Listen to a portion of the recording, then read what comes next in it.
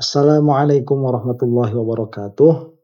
Alhamdulillahirabbil alamin wa sallallahu ala sayyidina Muhammadin wa ala alihi wa sahbihi wasallam amma ba'du. Kita lanjutkan kelas pengenalan ilmu mantiq ya. Kemarin itu kita sudah membahas bagaimana mengenal informasi. Nah, cuman kemarin itu ada pertanyaan dan pertanyaannya bagus ya. Jadi kita bahas dulu pertanyaannya ini. Bismillahirrahmanirrahim.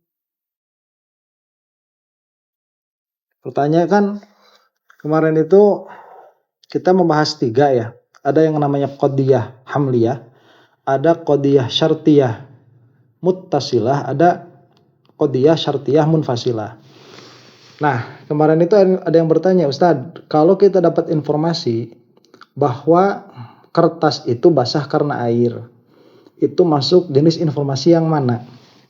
Nah, itu sebetulnya masuk kepada informasi jenis kedua ya. Cuman kalau bahasa Al-Imam Ad-Dasuqi itu banyak yang dihilangkan gitu, banyak yang dirubah. Jadi apa sih yang bisa kita terima dari jenis A terjadi karena B terjadi?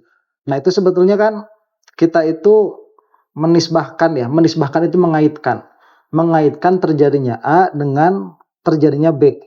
Jadi A itu adalah akibat dari B. Kertas basah itu akibat dari kena air.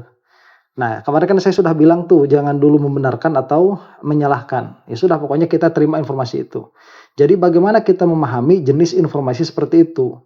Kita memahami jenis informasi seperti itu adalah bahwa ada keterkaitan antara terjadinya A dengan terjadinya B. Ada keterkaitan antara kertas basah dengan kena oleh air begitu. Nah, maka kalau kita mau kembalikan kepada asal itu seperti ini. Setiap kali kertas kena air, maka kertas basah. Nah, kemudian terjadilah kertas basah. Maka kita punya kesimpulan itu karena air begitu. Nah, itu kan jangan dulu dibenarkan atau disalahkan ya. Nanti kita akan belajar seninya bagaimana mengetahui informasi yang benar dan bagaimana informasi yang salah. Jadi kalau misalkan mudahnya ya kita kita katakanlah Nabi Muhammad SAW itu Rasul karena mendapat wahyu dari malaikat Jibril. Nah, itu kan berarti informasinya begini ya. Setiap kali seseorang mendapat informasi dari malaikat Jibril, maka dia nabi, begitu. Ya. Nah, dan Nabi Muhammad SAW itu mendapat wahyu dari Jibril. Itu nanti mukadimah sughronya. Itu bisa jadi qadiyah yang pertama juga bisa. Atau kalau yang kedua itu seperti ini tadi. Nabi Muhammad SAW mendapat wahyu dari Jibril, maka beliau adalah Rasul, begitu. Ya, maka beliau adalah Rasul. Jadi ada keterkaitan. Nanti kita belajar lah ya bagaimana mukadimah sughro dan mukadimah kubronya. Jadi itu masuk kepada informasi yang kedua. Nah, sekarang kita lanjutkan dulu masuk kepada mengenal susunan-susunan qadiyah. Jadi qadiyah ini susunannya apa saja ya. Kemarin kan kita bahas dari yang pertama. Yang pertama itu qadiyah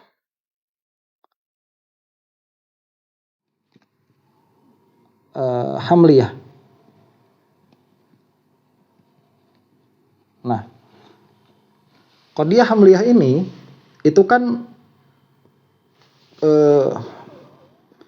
format awalnya, format besarnya A adalah B. Ini format besarnya nih. Yang mana ini nanti bisa diambil ya. Misalkan Zaid adalah Ustadz.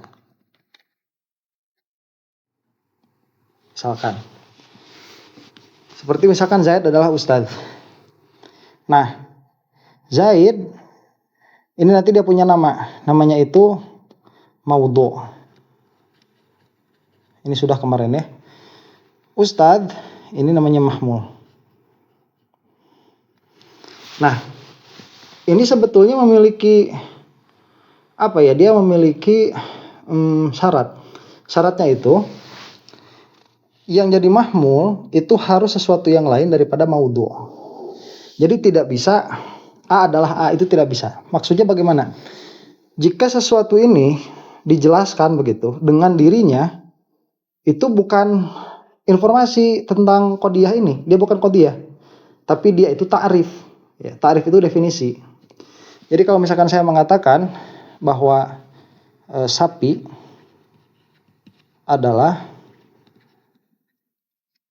hewan yang mengemu, maksudnya yang bersuara mu begitu ya. Nah, ini bukan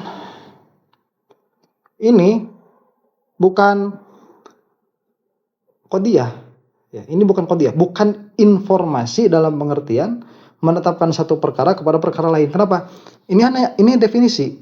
Jadi kalau misalkan dilihat A adalah A dengan nama yang lain supaya mudah difahami begitu, untuk menjelaskan makna lebih mudah.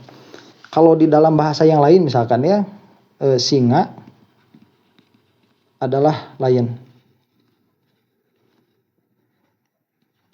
Nah, ini kan A adalah A. Ini bukan qadiyah. Apakah ini informasi? Ini informasi, cuman informasi tidak termasuk apa yang kita bahas di dalam mantik. Dalam pengertian qadiyah begitu. Nah, karena qadiyah itu tadi, dia harus menetapkan sesuatu kepada sesuatu yang lain. Beda dengan contoh yang di atas tadi. Zaid adalah, contoh ini nih. Ya, Zaid adalah ustadz. Nah, Zaid adalah ustadz itu, Zaid ini dia sesuatu yang lain dari ustadz. Jadi Zaid punya makna sendiri, ya.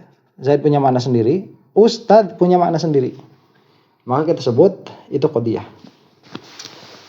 Nah, apabila kita sudah sampai kepada pemahaman seperti ini, maka kita tinggal mencari sekarang susunannya, ya.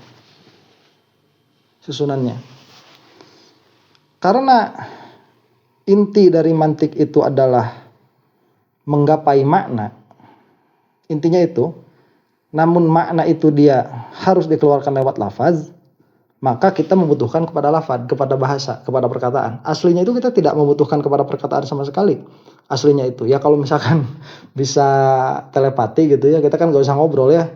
Ayo member saya, ketemu saja, terus ketemu, kasihin gitu ilmunya, selesai. Nah, masalahnya gak bisa. Nah, nanti kita akan berbicara tentang masalah lafaz. Jadi kembali lagi kepada susunan. Ada sesuatu ya, kadang sesuatu itu kita tidak memahami apa itu. Jadi jangankan memahami informasinya, memahami qadiyahnya, memahami bagian dari qadiyahnya pun kita tidak. Misalkan kalau saya mengatakan bahwa the arch adalah monumen. Nah, informasi ini kamu itu akan bingung sebentar ya. Saya ini apa? Nggak paham nih. Kenapa? Karena ada kata yang belum kamu pahami, yaitu the arch ini. The arch itu apa sih? Nah, kemudian monumen. Monumen itu apa sih? Nah, jadi jangan dulu membenarkan atau mendustakan suatu informasi sebelum kamu paham betul maksudnya apa. Contoh ekstrim misalkan, Yesus adalah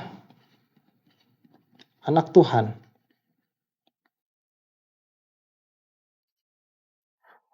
Nah, ini kan apa maksudnya begitu? Yesus adalah anak Tuhan itu apa maksudnya? Nah, kita harus mendefinisikan dulu apa itu Yesus. Ya. Yesus adalah manusia yang lahir dari seorang perawan. Nah, ini adalah definisi dari Yesus. Ya, kita tahulah Nabi Isa lah begitu ya, dengan informasinya yang lengkap. Nah, apa maksud anak Tuhan? Ya, maksud anak Tuhan itu apa ya? Pecahan pecahan dari yang menciptakan alam.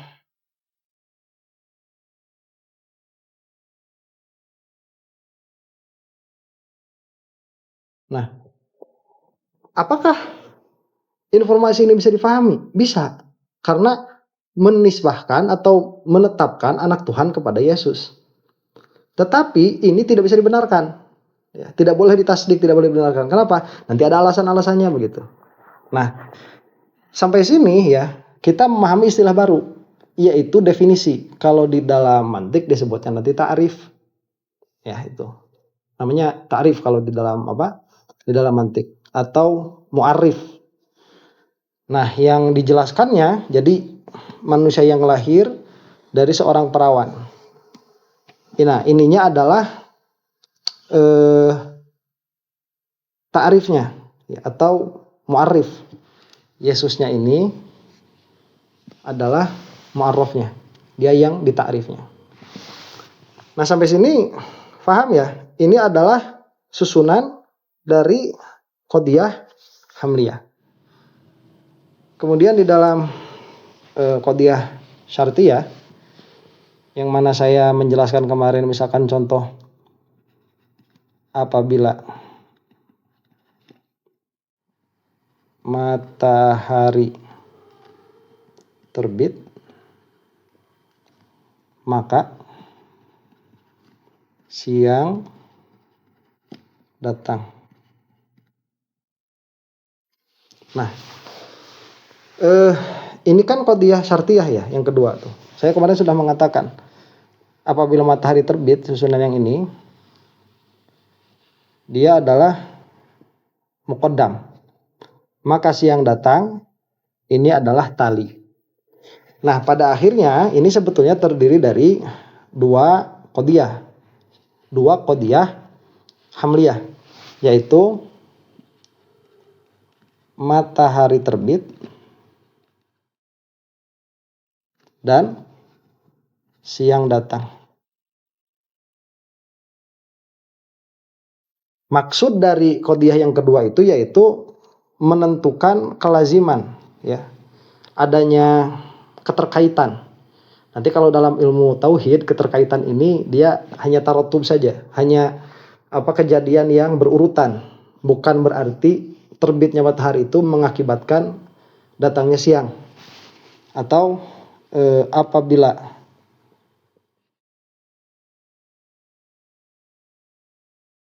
minum obat maka sakit kepala hilang.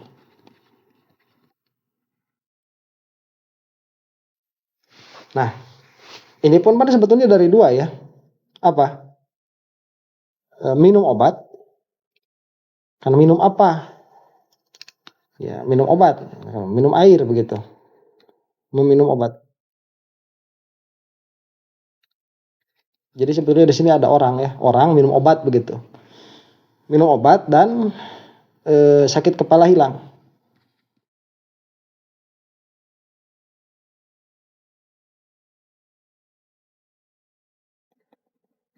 Nah, informasi yang ini menjelaskan adanya hubungan antara ini dengan ini. Nah, adanya hubungan. Ini adalah yang kedua. Sama, nanti di dalam membenarkan atau menyalahkannya pun kita harus mendeteksi satu-satunya, harus mentakrif. Ya, apa itu minum gitu. Apa itu obat, apa itu sakit, apa itu kepala, apa itu hilang. Nah, ini juga harus dijadikan konsideran, harus dilihat ya. Nah, dan di dalam yang ketiga itu taksim kan ya. Pokok adalah kita bagi nih, filter, tembakau, dan kertas. Nah, ini memberikan informasi apa? Pembagian, susunan begitu. Nah, ini nanti mahmulnya ditetapkan ke sini, ke rokok sebagai maudhu. Nah, membenarkan atau menyalahkannya ya gimana nanti ya. Atau kalau misalkan kita mengatakan kalimah adalah isim, kemudian fi'il, kemudian huruf, ini tidak sama. Yang ini tidak sama dengan yang ini. Ya, berbeda tuh. Di mana perbedaannya? Kalau yang ini dia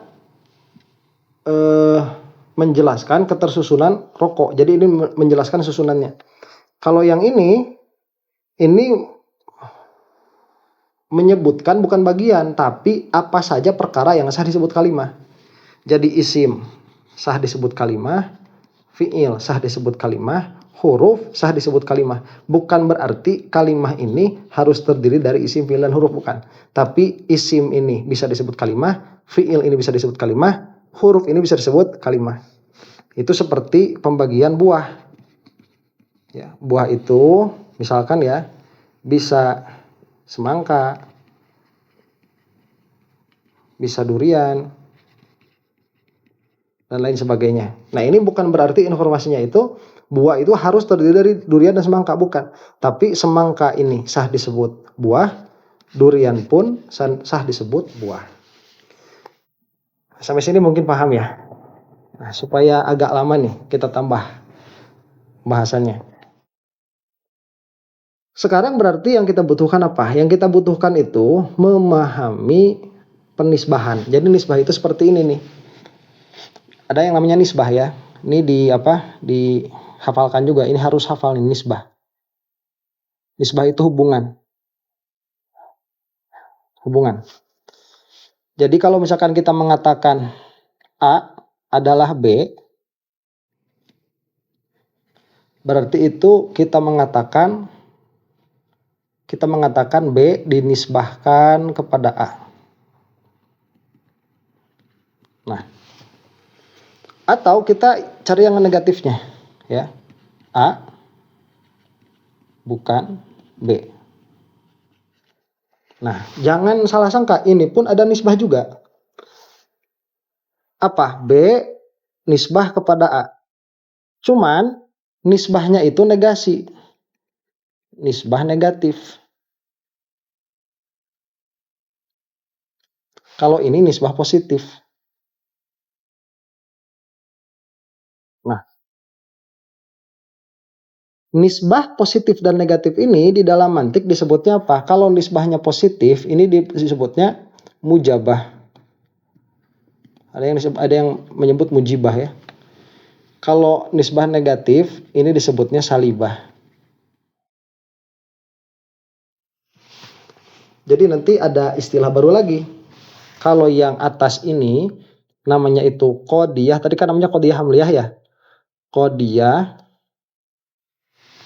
hamliyah mujabah atau mujibah. Kalau ini berarti namanya qodiyah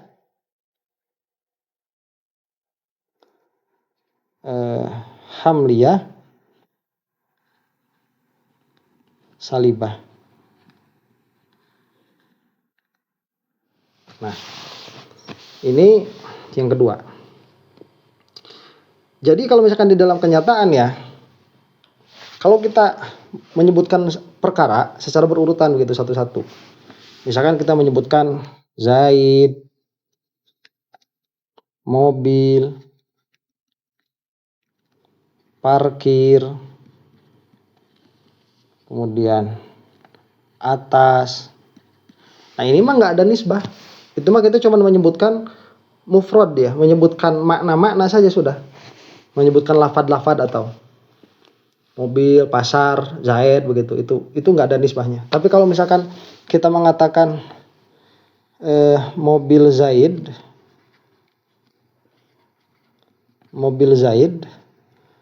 parkir di atas. Ya, ini baru kita menisbahkan, yaitu mobil Zaid sebagai A, parkir di atas sebagai B. Ini nisbahnya, nisbah subut ya, jadi mujibah.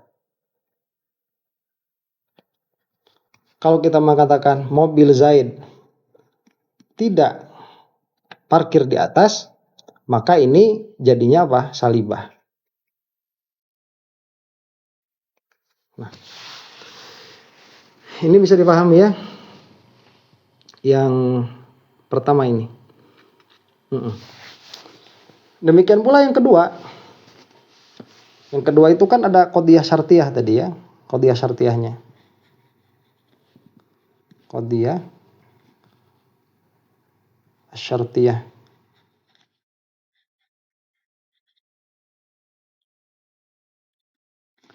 Nah, misalkan kita mengatakan jika matahari terbit,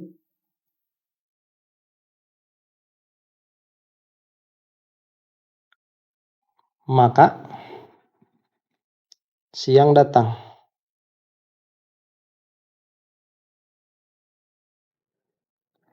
Apa yang terjadi di sini? Kita itu menisbahkan matahari terbit kepada datangnya siang. Nah, ini menisbahkan ini. Karena nisbahnya itu ya positif, berarti kita sebut mujibah juga. Mujibah. Ya, atau subut. Ada bahasa lain juga. Kalau misalkan kita itu menafikan, ya, jika matahari terbit, maka malam tidak datang. Nah, berarti ini kita menisbahkan nisbah nafi ya. Antara apa? Antara terbitnya matahari dengan tidak datangnya malam. Nah, menisbahkan ini dengan ini. Nisbah apa? Nisbah nafi. Jadi qadhiyah syartiyah manfiyah. Begitu. Atau salibah. Itu bahasanya nanti ya. Menisbahkan itu. Tapi nisbahnya nisbah nafi. Atau misalkan kalau kita katakanlah jika biar mudah gitu ya, jika Zaid datang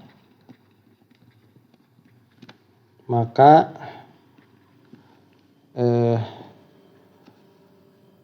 guru tidak datang. Nah, berarti ini Zaid, maka berarti ini menisbahkan datangnya Zaid kepada tidak datangnya guru. Ya. Bisa seperti itu sebetulnya cara membacanya. Jadi menisbahkan datangnya Zaid kepada tidak datangnya guru, atau menafikan bukan menafikan ya, ini subut. Kalau ini subut, bukan nafi ya. Ini subut nih, tapi subut kepada yang manfi.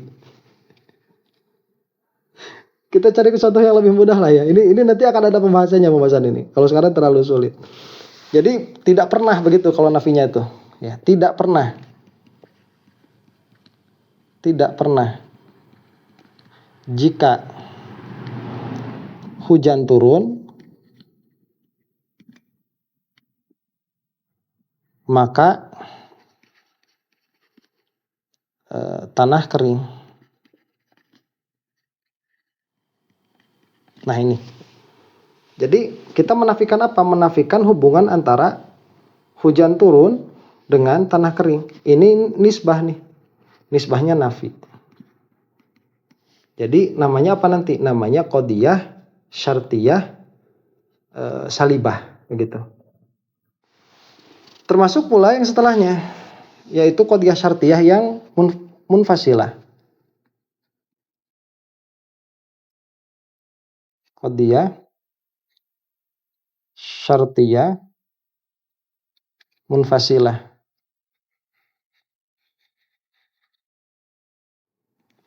Tadi kan contohnya sudah ya. A itu terdiri dari apa? Terdiri dari B C, dan D begitu. Tadi contohnya rokok ya. Nah, kalau menafikan berarti begini, A itu bukan terdiri dari B, C, D. Nah, ini bukannya. Jadi kalimah itu bukan terdiri dari rofa, nasob, dan khofat begitu. Ya, bukan terdiri dari, bukan itu saja begitu. Atau rokok itu bukan bukan kayu, kertas, dan kapas misalkan. Nah, itu menafikan. Jadi namanya qodiyah, syartiyah, munfasilah, salibah. Itu ya. Nah, jadi mungkin untuk saat ini itu aja dulu. Ya, insya Allah ini minimal mudah-mudahan bisa seminggu 2 kali begitu.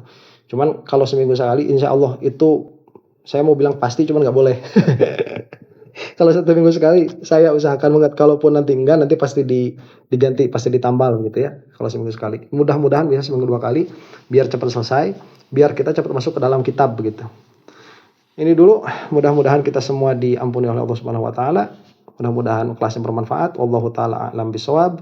Assalamualaikum warahmatullahi taala wabarakatuh.